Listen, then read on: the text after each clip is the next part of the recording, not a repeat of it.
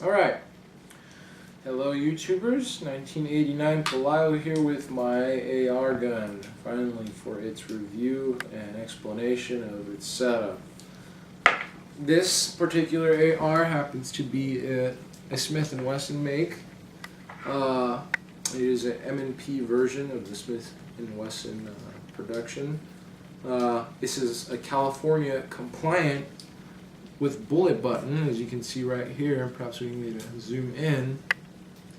And pretty much what that does is creates the requirement of a pointing object which should be pushed into that aperture there to release the magazine when you want to swap out. So I'll go ahead and demonstrate that right off the bat. Okay. So we have a magazine in there, and it is locked in by the mechanism. To release it, I cannot push the button.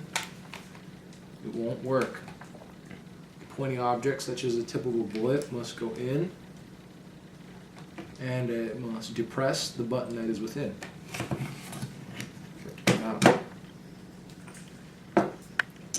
Okay, and when there's been magazines inside the chamber, it's a wise practice to check the chamber to see if there's a bullet, and I see no bullet in there. Sticking my pinky in there, no bullet, so this is a safe gun and cannot be fired because it is not loaded. So, speaking of the Smith & Wesson, it is a 16-inch barrel with a 1/9 twist, chambered in the renowned 5.56 round. Let's see, adjustable buttstock for your selective comfort. It came as a blank platform, meaning it just had the Picatinny rails. I don't know if there's a more proper name for that, but I just call it a blank platform, which also enables the owner of the rifle to select those iron sights which he prefers the most, or she prefers the most to sight in her weapon or his weapon. So I went with the more traditional approach of the carry handle rear iron sight and the triangular front sight, typical of those ARs and reminiscent of the Vietnam old ARs that were used. Let's see, they're all adjustable. I have the option of selecting a more narrowed diameter aperture for the back for long distance shooting, and the front is also adjustable. Now this bad boy here is the Trijicon ACOG.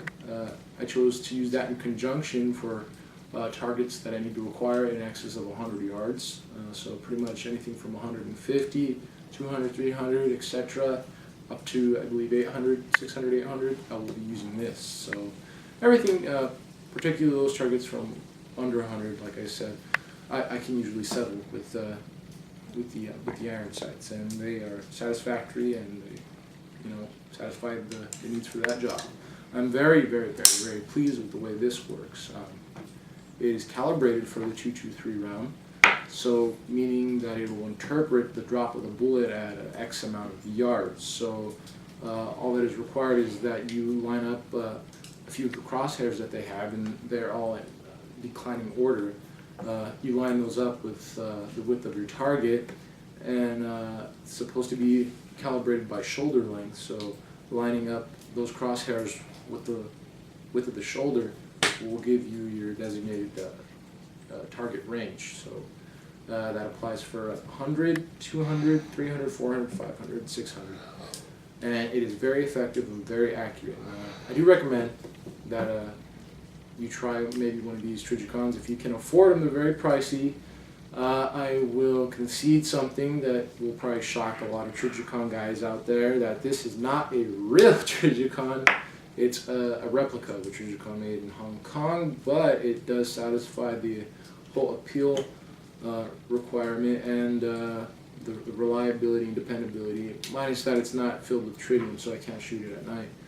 In the future, I probably will look to buying a real Trijicon ACOG because they are very dependable, and I do respect the company, and I don't agree with patents, infringements, and all that stuff. But hey, the market always provides for the consumer, and you got to keep that in mind as well. So in the future, when I do come up with the money, and I'm probably going to end up getting a 308 in the future, in the late future when I can afford it. And I'll probably outfit that with the proper Trigicon by Trigicon. Very, very satisfied with the ergonomics. The handle fits my hand like a glove, you know, and I have relatively big hands, so that's a plus. I'm a left-handed shooter, left-handed, so southpaws who say that right-handers, southpaw guys can't shoot right-hander guns, I'm testament to say that they can, and I do that quite efficiently with this weapon, and accurately as well. It has select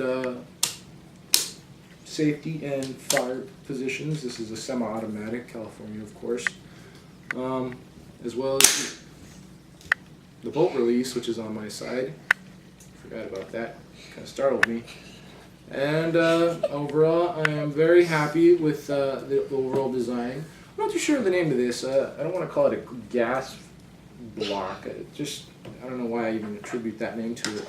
But the forearm here, I specifically wanted this forearm because it is, you know, it summons those old feelings I got when watching the old Vietnam movies, and the M16 was the, you know, infantry soldier's man's rifle that they assigned to him. So that's what appealed to me with the selection of this type of forearm.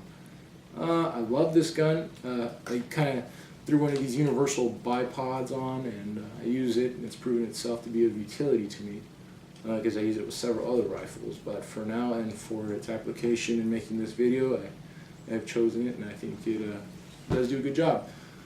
So this is my AR. It is my gun. There are many like it, but this one is mine. Thank you very much, and comment, rate, subscribe.